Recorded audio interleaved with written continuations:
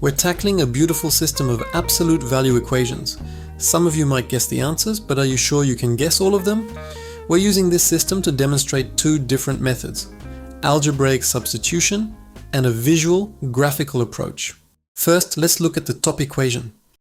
If the absolute value of x minus y is 2, this means x minus y can be negative 2 or positive 2. X minus y equals negative 2 gives us y equals x plus 2. And x minus y equals 2 gives us y equals x minus 2. Let's start with case 1. We substitute y equals x plus 2 into our second equation. To solve this absolute value equation, we define three intervals based on the critical points, which are in this case 0 and negative 2. Critical points are the values for x, where the expression inside the absolute value bars equals 0, serving as the exact boundary where that expression changes sign from positive to negative or vice versa. We are solving this on the intervals. X is less than negative 2, then the interval where x is between negative 2 and 0, and the last interval where x is greater than 0. If x is less than negative 2, x plus 2 is negative. Here we have to remember the definition of the absolute value. Solving our substituted equation, we get x is equal to negative 3. Plotted back into y equals x plus 2, we get the value of y, and it is negative 1. On second interval, x is still negative, but x plus 2 is positive. The equation simplifies to 2 equals 4, so there are no solutions here. And for x greater than 0, x plus 2 is positive 2, so we have the equation x plus 2 equals 4, which gives us x is 1. For x equals 1, we get y equals 3. Case 1 gives us two solutions, negative 3, negative 1, and 1, 3. Now we repeat for case 2, where x minus y equals 2, or y equals x minus 2. Substituting into our second equation again, we get the absolute value of x plus the absolute value of x minus 2 equals 4.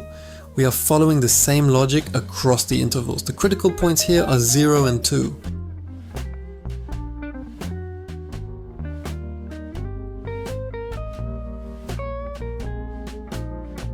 On the interval from negative infinity to 0, both x and x minus 2 are negative. We have a solution where x is negative 1 and y is negative 3. On the interval from 0 to 2, x is positive and x minus 2 is negative. We once again don't have any solutions. And on the third interval, x and x minus 2 are positive. We have a solution where x is 3, and this will give us y equals 1. Case 2 gives us two more solutions, negative 1, negative 3, and 3, 1. Let's map out once again what we have done here. So our absolute value system of equations has 4 solutions total. Now this is just one of the possible ways to solve this. There are other ways too. Let's just quickly give another idea you could explore. We could start the same way. The first equation gives us two different cases once again. X minus y equals negative 2 and x minus y equals 2.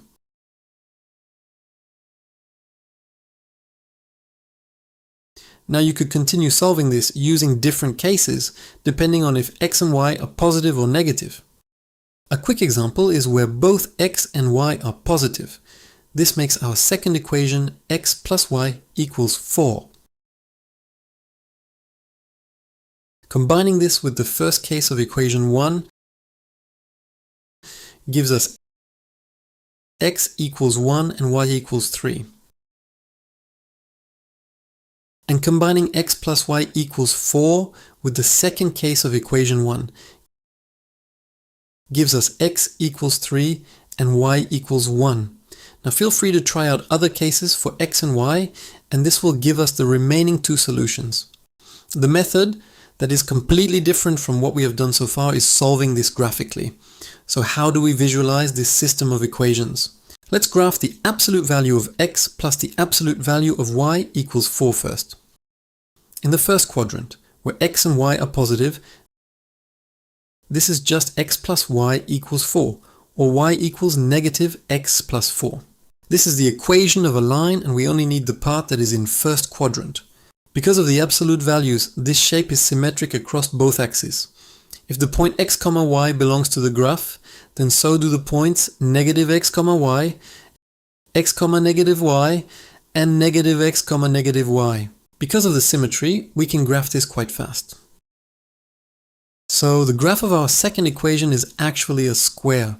You could also finish the square the same way we started. You can continue to transform the equation for each of the 4 quadrants the same way we did with the first. For the second quadrant, where x is negative and y is positive, we get the line y equals x plus 4. For the third quadrant, where both x and y are negative, the line is y equals negative x minus 4. And for the fourth quadrant, where x is positive and y is negative, we get the line y equals x minus 4. Each of these lines in its corresponding quadrant would get us to our square again. So even if we do not use symmetry, the result would be the same. Next, we graph the absolute value of x minus y equals 2. This once again splits into 2 linear equations.